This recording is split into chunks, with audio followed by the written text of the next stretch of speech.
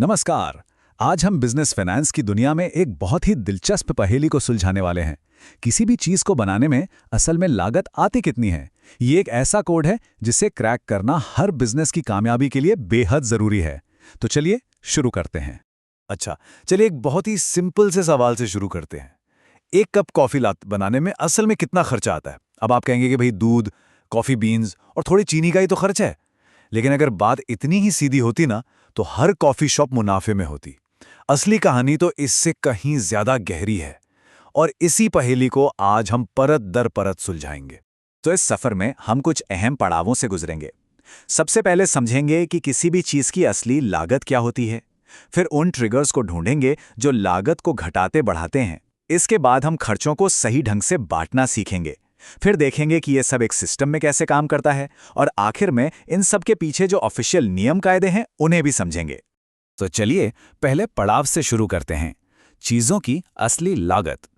जैसा हमने कॉफी के उदाहरण में देखा, ये सिर्फ कॉफी बीन्स और दूध की कीमत से कहीं कहीं ज्यादा है। जरा सोचिए, हमारे एक कप लाते में कितने सारे छिपे हुए खर्चे हैं। जो बरिस्ता कॉफी बना रहा है उसकी सैलरी, दुकान का किराया, बिजली का बिल, मार्केटिंग का बजट, और हाँ, वो पेपर कप और ढक्कन भी तो लागत का ही हिस्सा हैं। तो सवाल ये है कि इन सभी खर्चों को एक कप कॉफी की कीमत में कैसे जोड़ा जाए।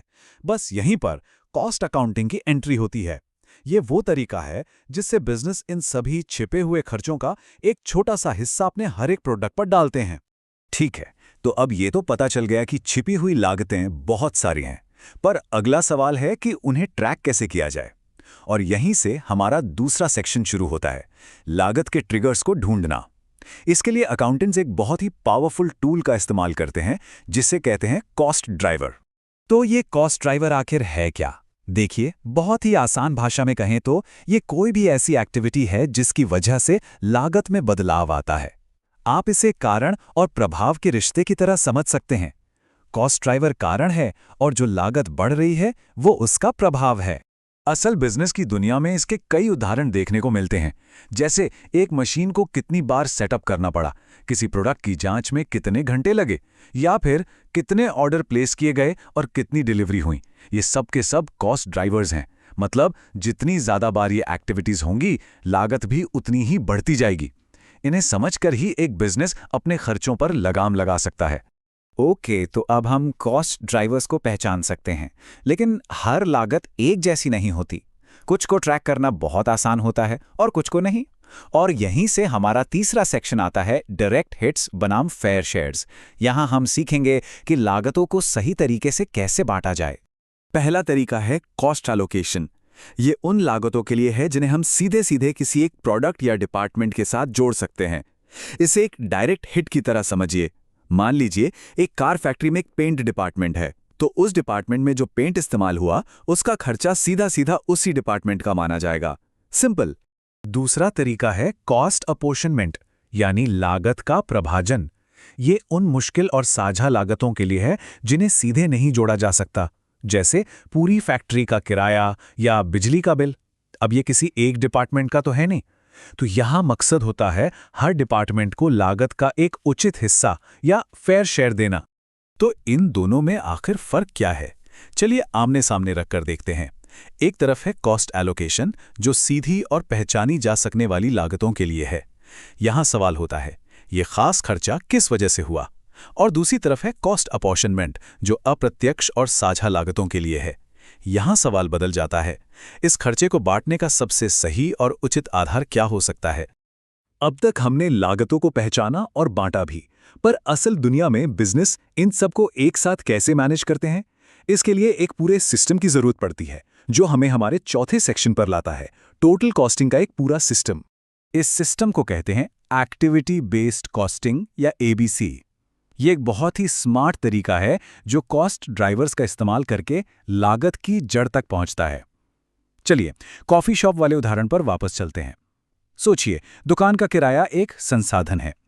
इसे कॉफी बनाने जैसी गतिविधियों से जोड़ा जाता है, और फिर बनाई गई कॉफी की संख्या, जो कि एक कॉस्ट ड्राइवर है, उसके आधार पर किराए का एक छोटा सा हिस्सा हर एक लाते की लागत में जोड़ दिया जाता है।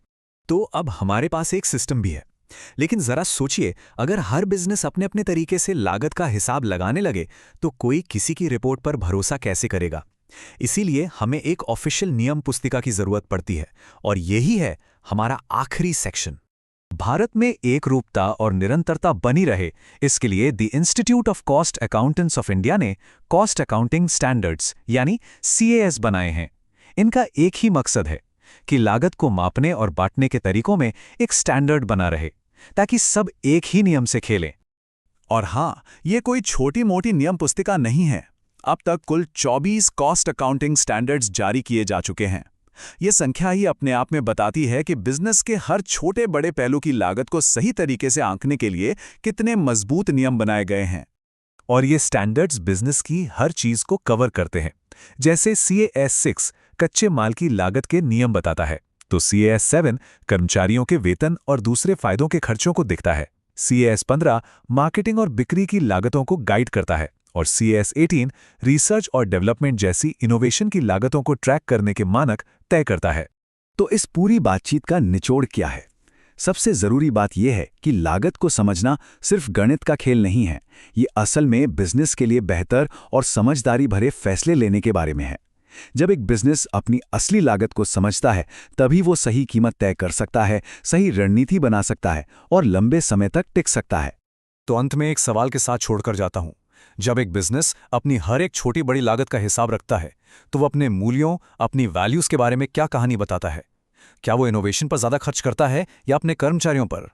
यह सवाल सिर्फ अकाउंटिंग का नहीं, बल्कि उस बिजनेस की आत्मा का है। सोचने के लिए एक दिलचस्प बात है ना?